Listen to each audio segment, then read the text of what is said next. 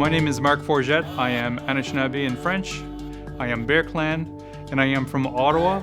I am the owner and workshop facilitator for Makatew Workshops, and I am a member of the Waugashig First Nation Band.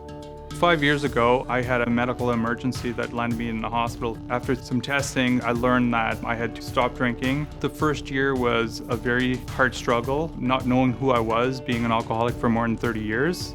And I think by learning about my culture and who I was important to me. And through a lot of the research I did for my ancestry and learning about my great aunt who worked with leather, making moccasins, it just felt right to start something. Makatew is my great-great-great-grandmother's last name. I wanted something very unique, but also something very personal to me. And that's how I started Makatew Workshops.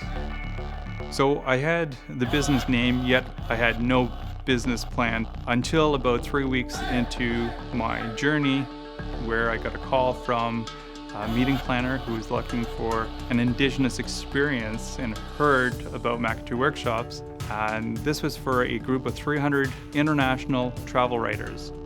We came down to that we were going to do medicine bags. And she goes, okay, we're doing this in 5 weeks.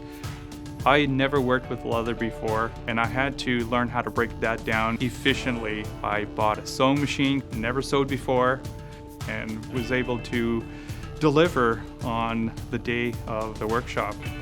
Taking the Indigenous Tourism Entrepreneurship Program has really opened a lot of doors for me to meet with a lot of other like-minded Indigenous business entrepreneurs. Some of us have struck a great partnership and we still talk to this day.